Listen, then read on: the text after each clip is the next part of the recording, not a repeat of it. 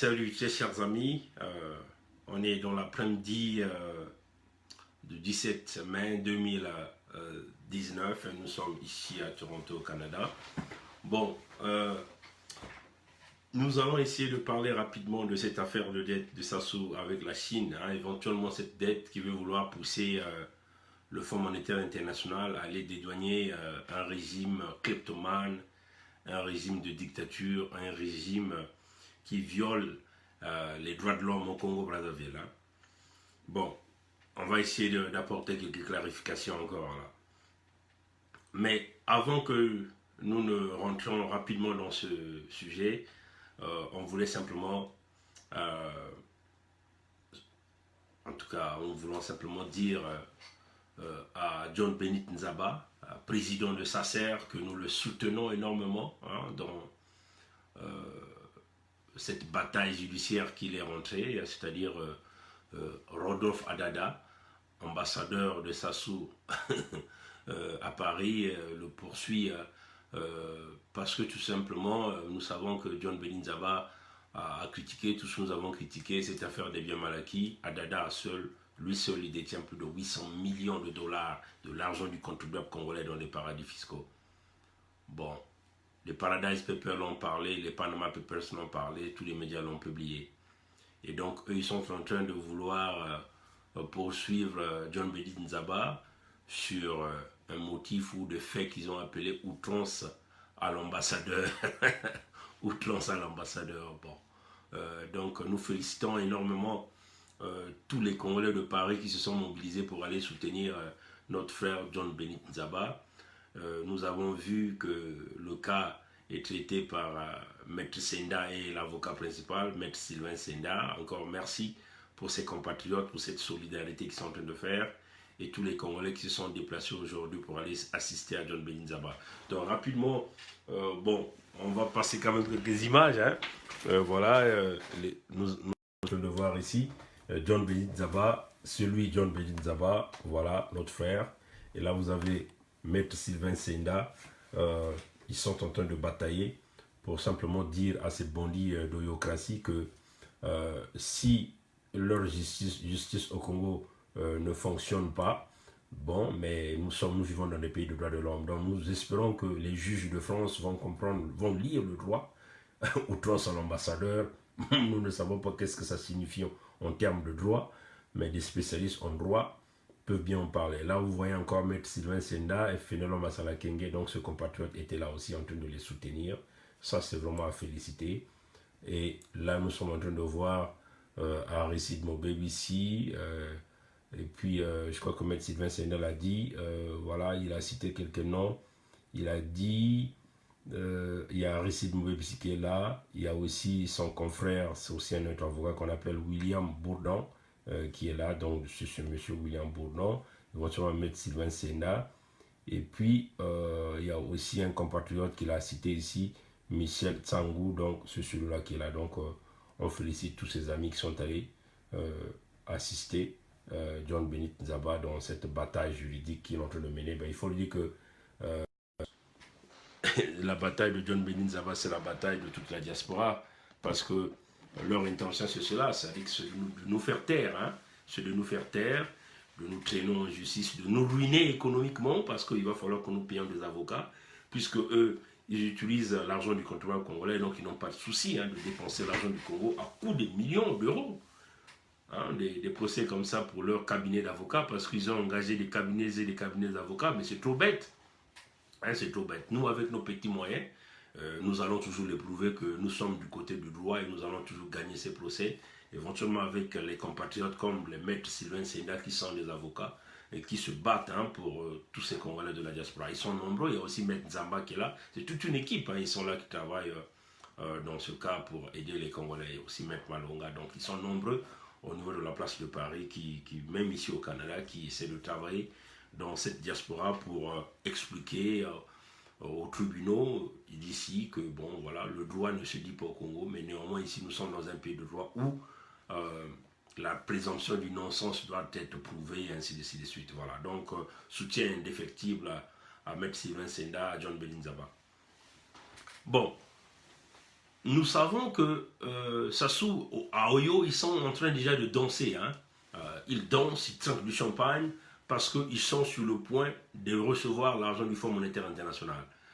Bon, la date a été déjà même donnée. On nous parle même le 5 juillet qu'ils vont recevoir l'argent du Fonds monétaire international. Ça, c'est d'après ce que la lettre du continent a publié. Hein. Elle a parlé du 5 juillet qu'il se pourrait qu'ils puissent recevoir cet argent. Mais nous, nous sommes là quand même pour se questionner, hein, pour dire à ces 24, comme nous savons que, comme la Bible de chrétien nous décrit, autour du trône de Dieu, il y a 24 vieillards qui tiennent des coupes. Donc, les 24 administrateurs du Fonds monétaire international qui vont siéger au conseil d'administration, ce jour-là, j'espère qu'ils vont regarder dans les 3 dimensions la situation du Congo. Hein. Ils ne vont pas seulement regarder le coût de la corruption qui est gangréné pour leur pousser à pouvoir favoriser un régime ou sauver un dictateur. Mais ils vont regarder le peuple congolais en tant que des êtres humains. Ça, c'est ce que nous osons croire. Il est allé signer un deal, condition sine qua non pour que le Fonds monétaire international puisse penser que sa dette est soutenable, donc venir l'aider.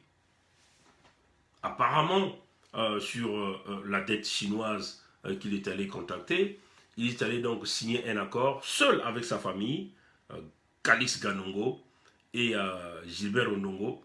Galix Ganongo et Jean-Jacques Bouya sont partis donc en Chine pour essayer de trouver un accord. Bon, selon ce qu'eux nous disent, hein, ils nous disent c'est à peu près 3 milliards 129 millions 866 858 dollars américains.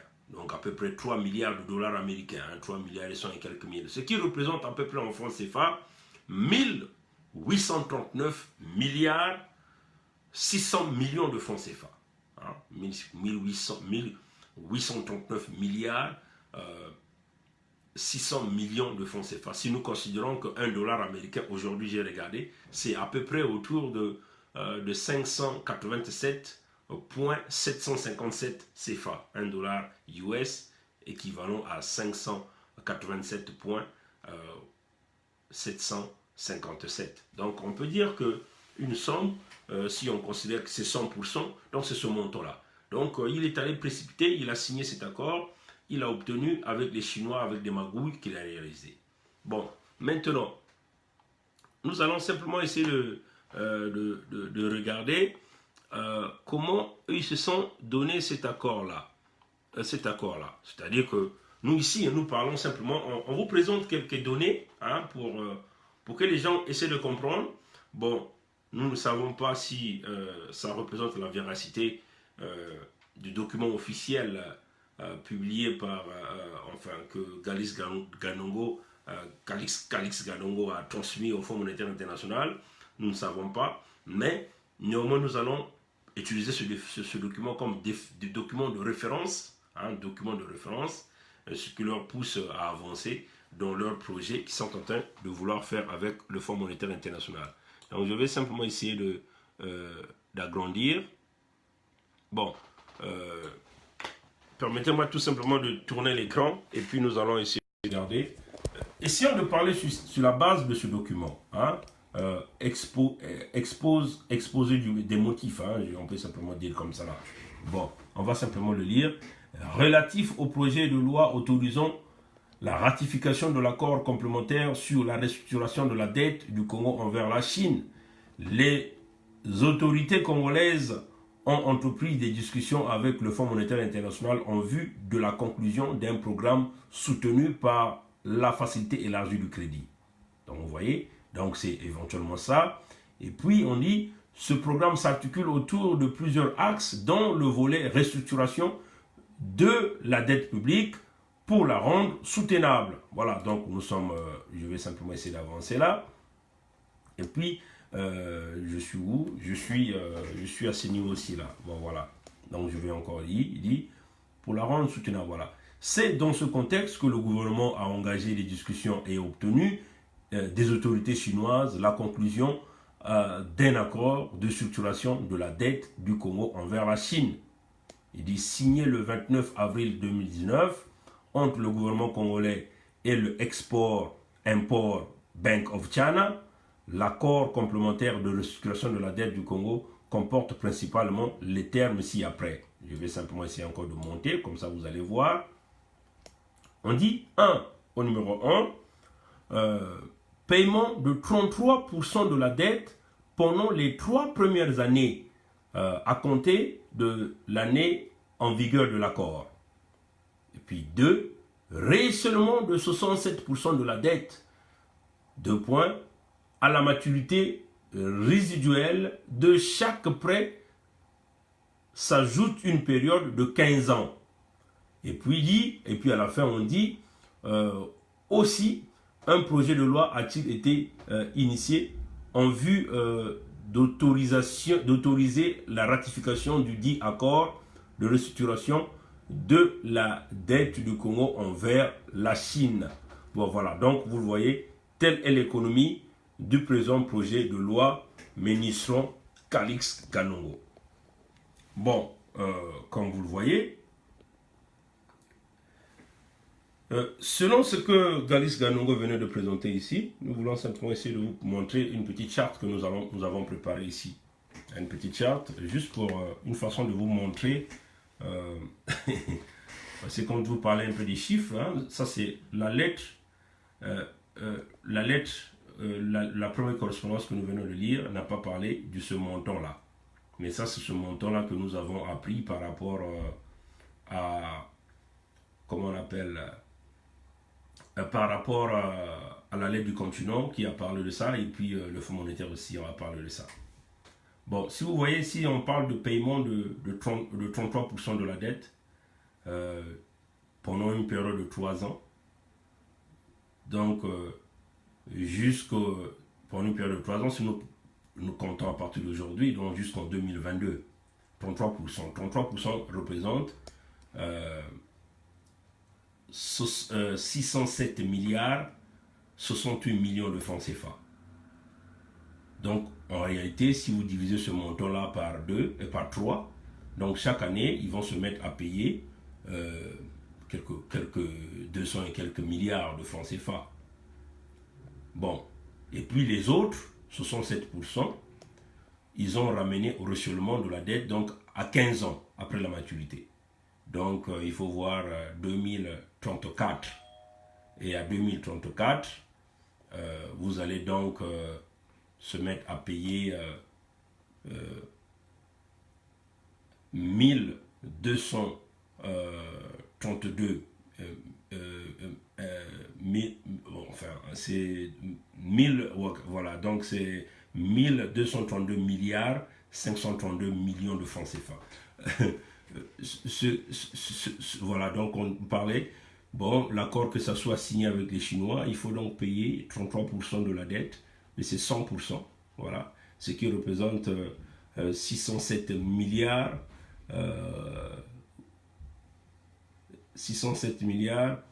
68 millions de francs CFA. Et pendant la période de 3 ans, donc on part maintenant jusqu'en 2022. Et puis, en réalité, les 67% de cette somme-là, de ces 1839 milliards-là, vont être payés avec une période de rééchelonnement, donc de 15 ans. Donc on repousse le paiement de cette dette à 2034. Et puis, éventuellement, les 67%, c'est réellement ce que nous sommes en train de dire ici, c'est 1232 milliards 532 millions de francs CFA. Bon. Chers amis, ce que vous devez comprendre, hein, chers amis, dans les décisions, hein, du point de vue décision, les décisions prises par les individus sont très souvent des résultats d'un choix, hein, d'une alternative ou d'une autre. Hein. C'est ce qui est toujours ce que les gens font toujours. Maintenant, en ce qui concerne les décisions économiques reflètent le choix éducatif des décideurs. Le choix éducatif des décideurs, parce que en réalité, les décideurs doivent comprendre comment vont-ils bien investir leur argent. C'est-à-dire que est-ce qu'ils vont investir dans le bien ou dans le mal? Comment ça va impacter l'avenir? Mais en réalité, ce qui est plus important, un décideur doit comprendre comment il va investir son capital. Comment il va investir son capital, comment il va investir ses fonds. Vous voyez, ce que les gens doivent se poser la question, le capital. C'est quoi le capital? Le capital, c'est simplement, on peut le résumer à un montant strictement limité, hein, en cash. Donc un montant strictement limité. C'est-à-dire que le cash disponible à un individu, disponible à une entreprise, disponible à un pays. C'est ce qu'on appelle le capital. Le capital, donc pour le Congo, on va essayer de voir les revenus du Congo, mais en termes monétaires. Hein, le cash, hein, vous touchez le cash, ce qui est disponible. Hein, c'est ce qu'on appelle votre capital.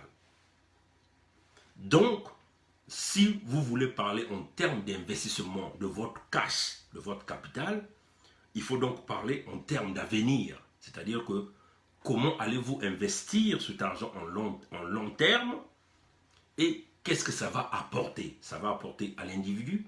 Combien ça va m'apporter? Est-ce que ça va m'emmener vers la faillite? Est-ce que ça va m'emmener vers une situation compliquée? Dans le cas du Congo, ici, là, Sassou s'est décidé d'aller donc s'endetter. Donc en s'endettant, il a apporté donc les capitaux au Congo. Donc ça devient comme le capital du Congo.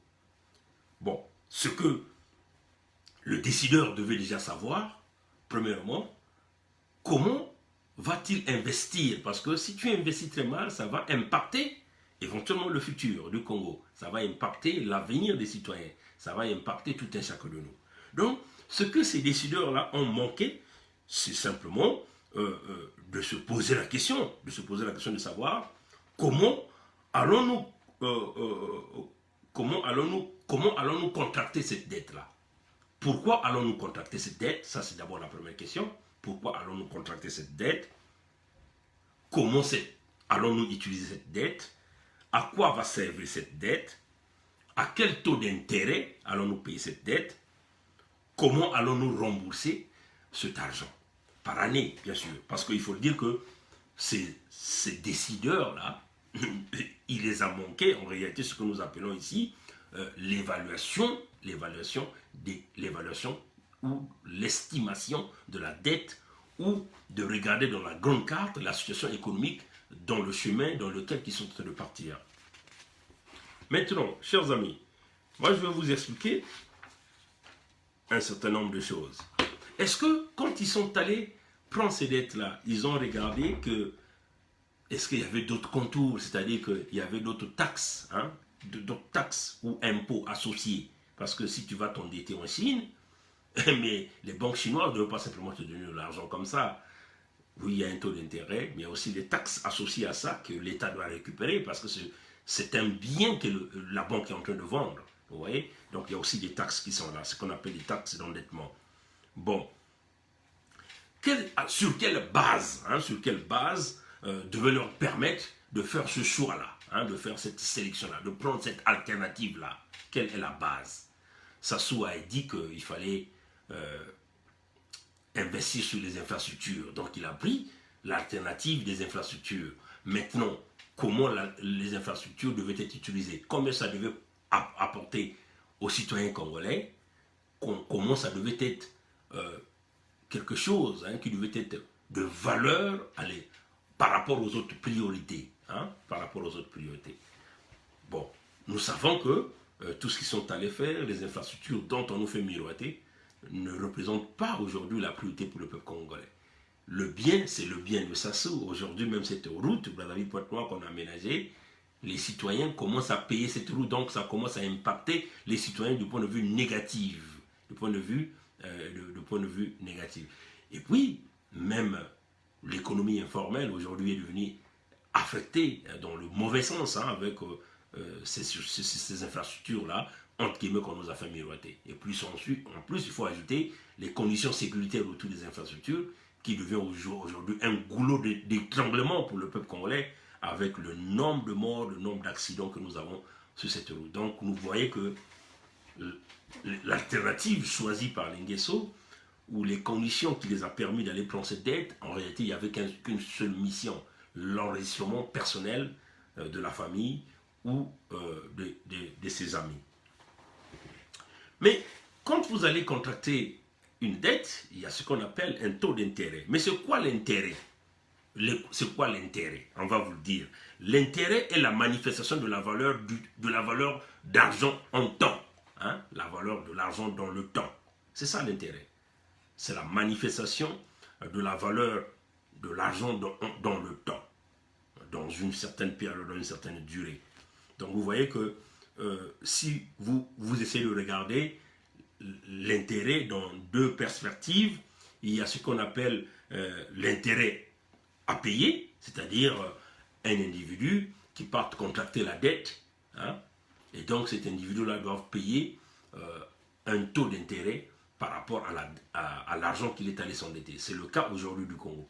Il y a aussi ce que nous appelons l'intérêt gagné ou perçu, dans le cas où vous êtes un homme qui a beaucoup d'argent, vous pouvez aller investir, vous voyez, et quand vous investissez, vous laissez par exemple votre argent dans des comptes scellés, après une certaine période, ça produit des intérêts, donc ce que vous appelez l'intérêt reçu, perçu, ou encore le cas des prêteurs d'argent, comme les créanciers aujourd'hui, le cas du Congo, qui est allé s'endetter en Chine. La Chine va percevoir des taux d'intérêt. Ça, c'est une façon de pouvoir éclairer un peu les amis qui sont au Congo, qui ne comprennent pas encore comment ces choses-là fonctionnent. Mais c'est quoi le taux d'intérêt, hein? Le taux d'intérêt, c'est simplement, c'est un petit calcul simple qui vous permet simplement l'intérêt conçu par unité de temps, divisé par le montant original, vous multipliez le tout par 100%.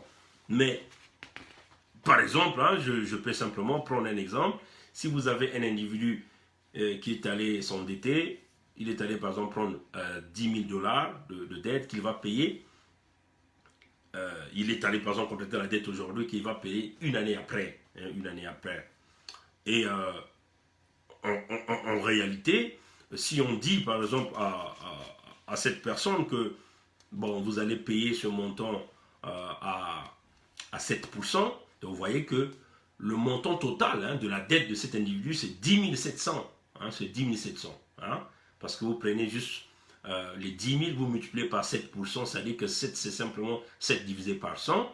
Ça, c'est la valeur de l'intérêt. Et donc, vous ajoutez la valeur des intérêts au montant que la personne est allée s'endetter. Donc, la somme totale, c'est le montant dû, le montant que la personne a aujourd'hui. Mais ce que les gens vont savoir, hein, dans la publication de Kalis Ganongo, il vous parle de payer 33% de la dette maintenant, hein, pendant une période de 3 ans. En termes économiques, comme l'explique, vous voyez notre petit bouquin que nous appelons Engineering Economy, en termes économiques, vous voyez, chers amis,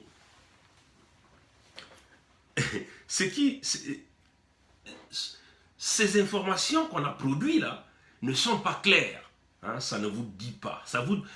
La seule information qu'on vous donne, c'est les 33% de la dette globale, mais on ne vous a pas dit le taux d'intérêt annuel pendant les 3 premières années, hein, sur ce montant de...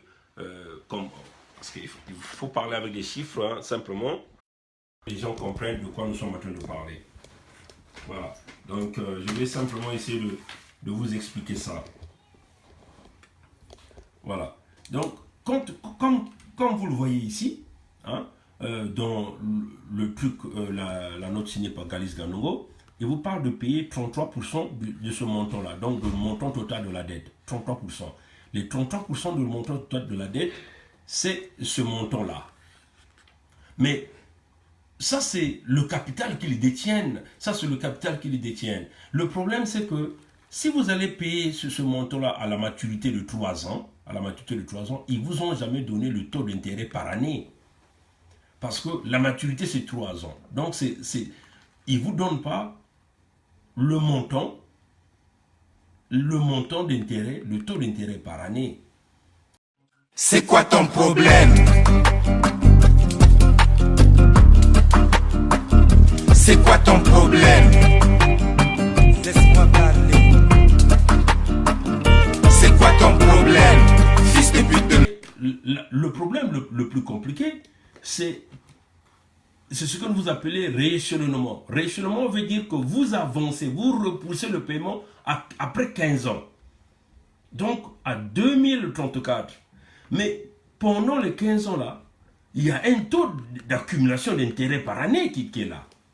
Donc, à la fin, vous n'allez pas payer seulement les 67%. Donc, vous n'allez pas seulement payer les 1 milliard, les 1232 milliards, 532 millions de francs CFA à la fin. Vous allez payer plus que ça parce qu'il y a un taux d'intérêt cumulatif par année. Donc, qu'est-ce que vous allez avoir? Si ça, c'est le montant qu'ils détiennent, il y a un taux d'intérêt annuel qui est là, que nous ne connaissons pas, que ces gens-là ne nous ont jamais donné. Qu'est-ce qui va se passer? Vous allez donc prendre ce montant-là, la première année, donc par exemple, après 2022, vous voyez, chers amis, s'il y a un taux d'intérêt annuel, par exemple, on va par exemple dire 15%, hein, c'est un taux d'intérêt annuel de 15%. Donc, la première année, donc nous allons prendre, puisque 2022, c'est à partir à partir de 2002, je crois que oui, 15 ans, donc à partir de 2019, voilà. Donc, si les taux d'intérêt par année est de 15%, donc vous allez prendre ce montant-là, hein, ce montant-là, vous allez simplement le prendre, les 15%, 15% c'est 0,5, c'est 0,15.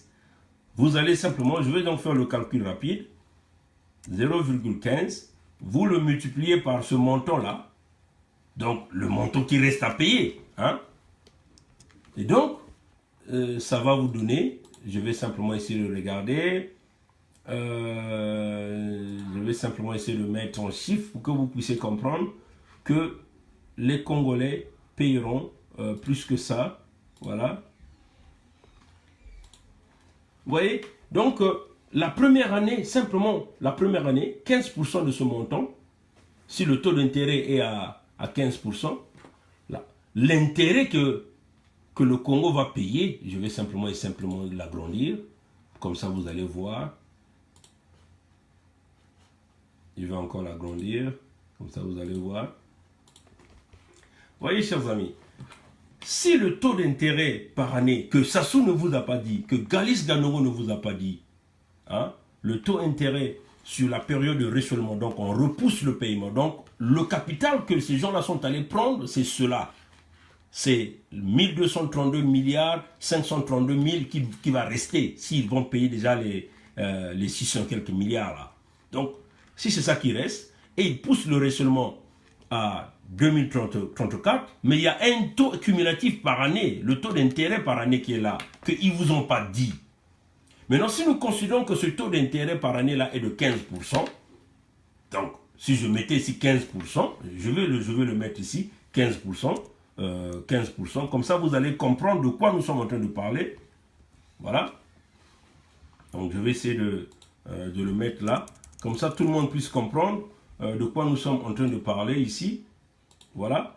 Ça c'est je vais augmenter. Ça c'est l'intérêt par année de ce montant là, de ce cumulatif là, de ce qui reste là. 15% c'est 0,15. Donc vous prenez 100, vous prenez ce nombre là, vous divisez par 100. Donc je vais simplement le mettre là.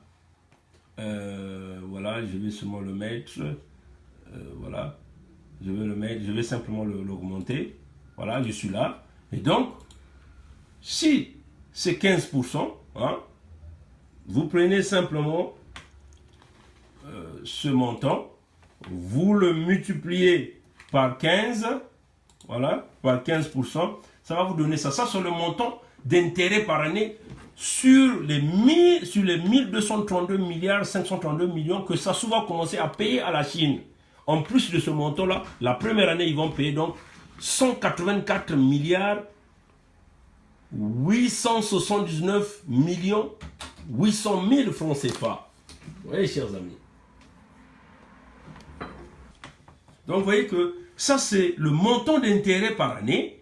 Si on considère que le taux d'intérêt par année de ce montant restant sur le rééchelonnement résiduel de 15 ans, c'est-à-dire qu'on a repoussé le paiement de ce montant à partir de 2034, donc de l'année 2034, si les 67% restants nous donnent 1232 milliards 532 millions de francs CFA, mais il y a un taux d'intérêt que ces gens-là vous ont caché, qui ne vous ont pas dit. Parce que c'est comme ça que ça fonctionne dans toutes les banques, partout à travers le monde entier. Il y a un taux d'intérêt par année. Ce taux d'intérêt-là, cette période-là, cette courte durée-là, doit toujours être mentionné. Mais il ne vous précise pas ce montant-là, ce taux d'intérêt-là, de court terme-là. Donc, si nous considérons que c'est 15%, ça veut simplement dire que ces gens-là, en dehors de ce, ils vont ajouter, par exemple, par année, ils vont ajouter 184 milliards 879 millions 800 000 francs CFA sur ce montant-là. Donc, en réalité, après la première année, donc, si nous sommes en 2034, donc, après la première année, si ce montant totalement n'est pas remboursé, donc, ça sera le montant total de ça, plus l'intérêt. Et donc, vous voyez que je vais simplement augmenter, comme ça vous allez voir tous, 48. Voilà, donc, vous voyez que ça serait désormais, je vais simplement essayer de mettre ça en rouge ici, comme ça vous allez bien comprendre ça. Voilà. Donc, vous voyez que après la première année, au lieu de payer 1232 millions 532 1232 milliards 532 millions, ils paieront maintenant 1417 milliards 471 millions 800 000 francs CFA. Ça, c'est après la première année. Maintenant, si ça continue encore jusqu'à 15 ans, ça veut jusqu'à les 15 ans là, il faut donc multiplier, ça c'est juste le taux d'intérêt, ça c'est le taux d'intérêt par année. Vous voyez? Maintenant, il faut multiplier ce montant par 15, donc par les 15 ans. Donc, vous allez payer donc combien? Le Congo va payer combien?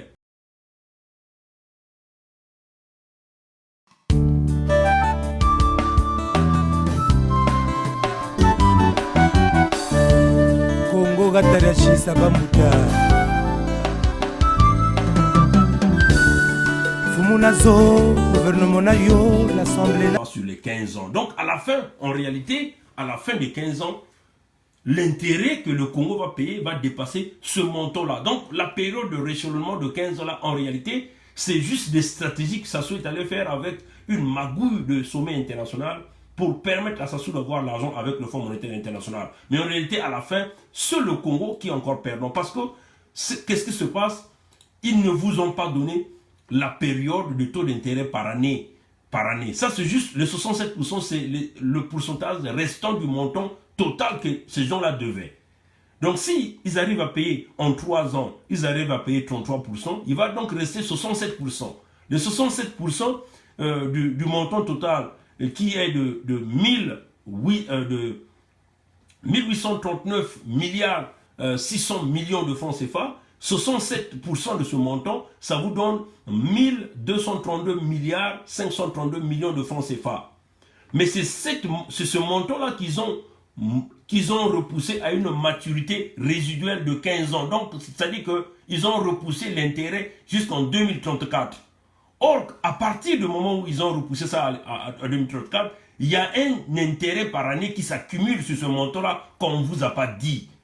Maintenant, si nous considérons que ce taux d'intérêt-là par année est de 15%, donc vous voyez que l'intérêt par année que vous allez commencer à payer sur ce montant résiduel-là, c'est 184 milliards 879 millions 800 000 francs CFA par année. Maintenant, sur les 15 ans, vous allez donc prendre le montant dû, multiplié par le taux d'intérêt, qui vous donne déjà ce montant-là, plus le nombre d'années. Donc vous voyez que le Congo doit, en 2034, au lieu que vous payez juste simplement ce montant résiduel qui est resté de 67%, ça sera plus ce montant-là.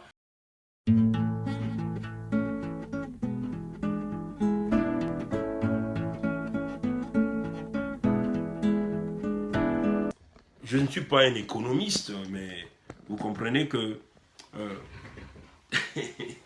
le Congo paiera plus d'intérêts, mais Sassou joue un jeu simplement pour qu'il puisse avoir le pactole du Fonds monétaire international. Mais bien sûr, c'est une magouille qui est là. Les Dominique Strauss-Kahn sont là, tous les prédateurs dans le système financier mondial, ceux-là qui sucent l'argent de l'Afrique, hein, ceux-là qui pillent l'argent de l'Afrique, ils sont là derrière. Et chacun d'eux va sortir avec des commissions. Alors qu'on sait que le budget déjà de Sassou ne peut déjà même pas leur permettre de payer déjà même les 3 années, là, les 600 milliards là, pendant la période de 3 ans. Là. Ils ne seront pas capables. Où est-ce qu'il va trouver de l'argent? Où est-ce qu'il va trouver de l'argent? Voilà pourquoi il y a un compatriote qui a fait une publication. Pourquoi je suis allé faire ces analyses? Parce que j'ai lu cette publication de ce compatriote qui l'a publié. C'est Félix Ngassi qui l'a publié. Moi, quand je suis allé le lire, j'ai dit non, il y a des choses qui clochent. Parce que du point de vue économique, ça ne matche pas. Et cette publication que ce compatriote a publiée, qui essaie d'expliquer un peu les montants là et puis expliquer aux Congolais, oui, le Congolais va payer plus d'intérêts, mais il n'a pas expliqué aux Congolais comment les Congolais vont payer plus d'intérêts à la fin 2034.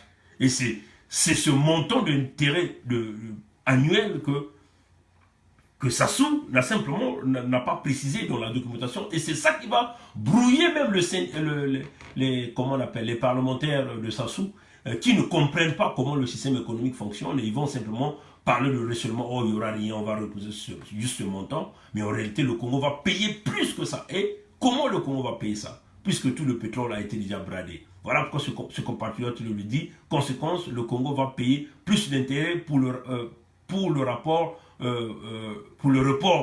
de sa dette. Voilà, donc il n'a pas expliqué comment le Congo devait payer, et c'est ce que nous sommes venus donc expliquer. Plus de dettes. Vous voyez, le gouvernement devrait également être transparent sur le taux d'intérêt de ce report. Voilà, vous voyez, donc éventuellement, c'est ce qu'il vous dit là, le gouvernement devrait être plus clair sur le taux d'intérêt de ce rapport-là, de ce report-là. Éventuellement, ce taux d'intérêt, c'est ce taux d'intérêt que je suis en train de vous parler ici, si ce taux d'intérêt est de 15%, et vous voyez que le Congo va payer un intérêt par année de 184 milliards 879 millions de plus par rapport au montant qui va rester. Maintenant, si vous prenez sur la période de 15 ans, vous voyez que le Congo va énormément payer beaucoup plus d'argent. Et c'est ça, le Congo n'a pas d'argent pour le payer. Donc, nous voulons dire aux parlementaires du Congo, on repart encore sur cette publication de ce compatriote, nous voulons encore dire aux parlementaires congolais, attention, attention, si vous partez ratifier le Congo, vous êtes en train d'hypothéquer vos propres familles. Comme le dit ici, encore le compatriote là le dit encore, pour la Chine, il court un risque de non-remboursement de sa créance. Hein, vous voyez, mais connaissant les pratiques chinoises dans ce domaine, il y a forcément des garanties dans ce réchelonnement. Voilà, le gouvernement congolais devrait également communiquer sur les garanties accordées à la Chine. Vous voyez que les Chinois comprennent bien ce que nous sommes en train de dire. Sassou ne veut pas aller embrouiller le Chinois là. Le taux d'intérêt du report, il ne vous le dit pas. Mais nous supposons que la plupart des temps, hein, quand vous repoussez les récèlements, vous repoussez un récèlement élevé, les taux d'intérêt varient entre 15 et 34%. Hein, ça c'est en termes économiques, hein, chers amis. Vous voyez, économique, engineering économique. Généralement, dans des situations pareilles, connaissant que Sassou est un mauvais payeur, les taux d'intérêt galopent, hein, exponentiels, ça varie entre 15 et 34%. Donc, là, nous avons juste pris le minimum. Vous voyez qu'en 2034, le Congo aura maintenant une dette quasiment de 3 000 milliards de francs CFA avec la Chine. Donc, nous sommes seulement au Tozana rond-point, Tozana rond-point, Tozana rond-point, la chanson de Kofi, Tozana rond-point. Voilà, c'est ça. Nous serons toujours là. Vous voyez que vous avez pensé, vous avez bien fait, mais on vous a juste tourné. Pour que Sassou puisse avoir son magot, et tous les prédateurs de la communauté internationale qui sont derrière l'argent de l'Afrique, à chacun va avoir sa commission et ils vont s'en tirer. Et c'est le Congo qui est complètement bradé. Vous voyez que ce taux de report, le taux d'intérêt de ce report n'a pas été publié. C'est ce que d'ailleurs les parlementaires congolais, si réellement ce sont des députés, devaient dire à Sassou, publiez-nous en réalité la vérité de ce que vous avez dit. Vous êtes allé faire en Chine. C'est quoi ce taux d'intérêt de ce report-là? C'est quoi ce taux d'intérêt? Et nous sommes là pour vous éclairer sur ce domaine-là. Et puis, comme les Chinois ne sont pas bêtes, les Chinois, c'est des économistes. Vous voyez comment la Chine devient une deuxième puissance économique mondiale. Donc vous voyez que les Chinois vont accepter de réchelonner à 2034 sans qu'on donne des garanties. Quasiment pas, parce que les Chinois savent qu'en 2034, le Congo va leur... Sassou va leur devoir, Sassou aura une dette quasiment de 3 000 milliards de leur argent. Donc vous voyez que les Chinois ne vont pas accepter que si Sassou n'a rien bradé, voilà pourquoi nous sommes en train de démontrer que Sassou a bradé le Congo. Voilà, donc rapidement, je vais encore tourner encore sur ces quelques points publiés par ce compatriote. Vous voyez, garantie accordée à la Chine, voilà. La question première est donc celle-ci, il le dit encore ici, avec quoi le Congo va payer les 33% de cet accord de réchelonnement. Déjà, la première période, les 33% payés jusqu'en 2022. Il dit, les liquidités, point d'interrogation, impossible car les ressources du trésorerie du Congo en 2019 sont à 118 milliards de francs CFA. Vous voyez que 33% de la dette avec la Chine, c'est 607 milliards de francs CFA. Or, le trésor du Congo en 2019 ne comportait que 118 milliards de francs CFA. Vous voyez que ça ne peut pas marcher. Donc, le compatriote se pose beaucoup de questions ici. Voilà. Donc, cela ne suffira pas.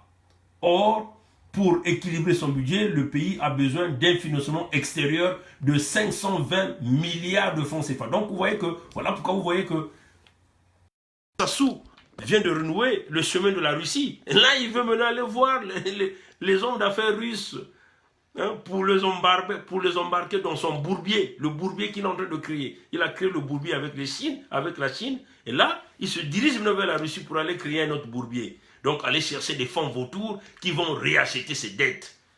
Voilà que l'homme vous emmène en bateau. Et il y a des hommes politiques au Congo, personne n'arrive à comprendre. Allez même lire même un petit livre économique comme ça, pour essayer de comprendre comment fonctionne l'économie. Ça pose véritablement un problème. Alors, si ce Parlement de Sassou part ratifier ces accords avec la Chine, ils ont vendu le pays de génération en génération, et peut-être plus de 1000 ans. Vous comprenez, chers amis, ce que nous sommes en train de vous dire. Voilà. Donc, l'homme finit de créer un bourbier avec la Chine, il se dirige maintenant vers la Russie, il va donc aller le 22 en Russie pour aller créer un autre bourbier. Donc, on va continuer encore de lire ce que le compatriote est en train de dire. Autrement dit, si le Congo obtient ce financement extérieur, il va rembourser les 33% de la dette chinoise par une nouvelle dette. Donc, vous voyez que, de vous le dire, Tozan à rond-point. Donc, il est allé créer une relation avec le Fonds monétaire. Disons au Fonds monétaire, je vais mettre ma dette soutenable. Il va créer un accord. En fait, c'est un labyrinthe. Il emmène les gens en rond et il vous trompe. Il va signer un accord. Il ne vous dit même pas le taux d'intérêt. Pendant même ces périodes, déjà la première période de réchelonnement de 3 ans, là, il ne vous dit pas le taux d'intérêt. La deuxième période de réchelonnement de 15 ans, donc la première période de 2019 à 2022, et puis de 2022 jusqu'en 2034, le taux d'intérêt, là, il ne vous dit pas, il ne vous communique pas. Mais nous venons de vous démontrer que, en essayant de prendre en considération le taux d'intérêt par annuel, le Congo va payer plus d'intérêt. Donc, au lieu de payer les 67% qui restent maintenant, si vous prenez un facteur du taux d'intérêt, le Congo de 15%, le Congo va payer 184 milliards par année d'intérêts. Juste simplement les intérêts. Et si vous multipliez ça par 15 ans, et donc vous voyez que ça vous donne des sommes colossales, à plus de 3 milliards, à plus de 3 000 milliards, à plus de 3 000 milliards de francs CFA que le Congo va rembourser, mais le Congo n'aura pas de moyens. Donc vous voyez que ça se vous tourne dans un labyrinthe où vous ne pouvez pas s'en sortir. Et pendant ce temps, Sassou ne sera plus en vie. Peut-être qu'il va mourir avant 2022. Peut-être qu'avant 2034, il va mourir. Et c'est une dette qui va rester de génération en génération pour tout le pays. Et comme les Chinois le savent qu'ils ne peuvent pas s'embarquer dans une période de réchelonnement comme ça de longue durée, il faut des garanties. Quelles sont ces garanties? Éventuellement, ce sont les terres qu'il a vendues, ce sont les infrastructures, le port de Pointe-Noire, ce sont les villages qui vont vendre les terres. Et c'est comme ça, c'est une réalité, chers amis. Et ça, le Parlement congolais doit savoir. Le Parlement congolais doit demander le taux d'intérêt de réchelonnement déjà pendant la première période de 3 ans, et puis la période de 15 ans. Et ça, les gens doivent être intelligents. Donc, ne vendez pas le Congo, chers compatriotes. Même les gens du PCT, chers parlementaires du PCT, ne vendez pas le Congo. Sassou est en train de brûler le Congo sans que vous ne compreniez. Il va certainement vous donner quelques miettes pour vous dire, bon, je vous donne 20, 25 millions à chacun, mais il est en train de brader le Congo. Pendant ce temps, il est en train de tourner en rond. L'argent est gardé dans les paradis fiscaux, une grande partie est gérée par ses petits-neveux, par ses enfants, ainsi de suite. Il détient le cash, tout l'argent qui va s'endetter, le cash est chez lui, c'est celui qui gère. Mais c'est le pays qui est complètement bradé, alors nous allons arriver à une situation compliquée. Voilà, donc nous allons essayer de terminer ce direct par encore la dernière partie. Oui, déjà, la première partie, comme nous venons d'expliquer, la période, les 33% qu'ils ont promis de payer, de rembourser jusqu'en 2022, totalement impossible parce que 33% de la dette, c'est 707 milliards de francs CFA. 707 milliards de francs CFA. Or, le Trésor public congolais n'a que 118 milliards de francs CFA en 2018. Donc, ça veut seulement dire qu'il faut que Sassou aille chercher plus de 500 et quelques milliards pour pouvoir rembourser les 33% jusqu'à 2022. Or, les 500 et quelques milliards là, il faut qu'il aille encore chercher une dette extérieure. Donc, il paie la dette avec une dette. Et vous voyez que nous sommes en train de tourner en rond. Maintenant, la période de ruissellement, en conclusion, la période de ruissellement, si il arrivait à payer les 33% en 2022, pendant le ruissellement de 15 ans, donc payable en 2034, il va rester donc 67% de la dette totale, puisque 33% a déjà été payé en 2022, si c'est faisable, il va lui rester 67%, et 67% c'est le montant. Mais il ne vous dit pas le taux d'intérêt par année de ce report-là. Et nous avons considéré que c'est 15%, ça c'est le plus minimum que nous avons pris, mais le Congo va arriver à payer quasiment 184 milliards de taux d'intérêt par année. 184 milliards de taux d'intérêt par année. Maintenant, si vous prenez les 67% qui restent, plus le taux d'intérêt par année, multiplié par multiplié par les 15 ans, vous voyez que le pays va arriver à payer à la fin, au lieu de payer que 1232, le Congo payerait quasiment 3000 milliards de francs CFA. Donc vous voyez que le Congo aura payé plus de 1500 milliards de plus.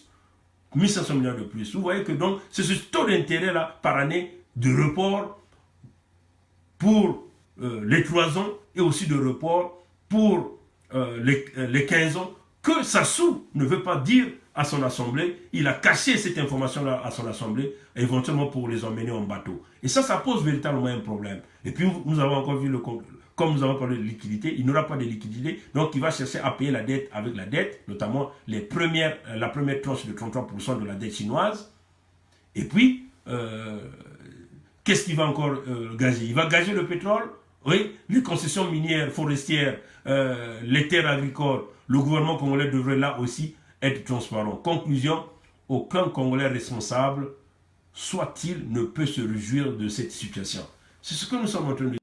Nous ne pouvons pas se réjouir de la situation du Congo. Voilà pourquoi nous sommes en train de faire des recherches tous les jours pour apporter la vérité au peuple, même à ces députés du PCT, même eux-mêmes, les membres du PCT. Attention, c'est le pays qui est en train de brader. Au moins que tu sois un égoïste, un manfoutiste, tu vis à l'instant T et que tu t'en fous éperdument de ta progéniture, de ta descendance, de ta descendance du Congo. C'est-à-dire que tu t'en fous de tes enfants, tu t'en fous de tes petits-fils, ainsi de suite.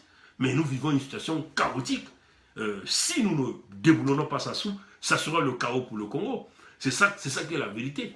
Et l'unique façon de sortir Sassou, c'est le peuple. Il faut que le peuple se lève. Il n'y a pas de 1000 miracles.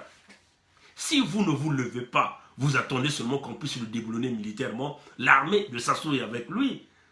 Tous ces généraux-là, tout ce monde-là ne vivent qu'à l'instant T. Ils s'en foutent de leurs enfants.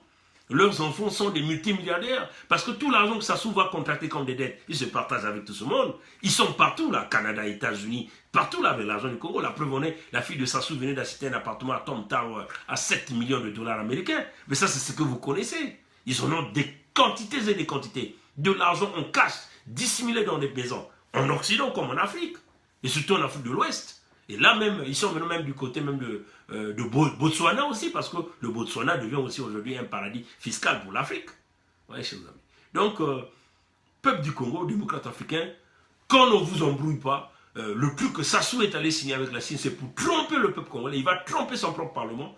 Il n'aura pas de moyens pour payer 600 milliards de francs CFA en 3 ans, totalement impossible. Ce qu'il va faire, c'est qu'il va aller contracter une autre dette pour payer la première dette. Donc, nous tournons au rond-point. Nous allons là, on revient au point de départ. On tourne, on revient au même point de départ.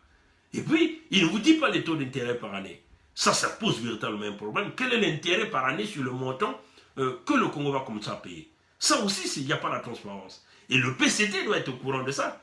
Donc, vous voyez que nous ne sommes pas là pour un quelconque parti politique ou une quelconque région. Nous sommes là pour le Congo, l'intérêt du Congo. Et l'intérêt du Congo, c'est tout un chacun de nous Congolais qui ne doit pas se réjouir de cette situation et qui doit être dur avec Sassou, féroce avec Sassou.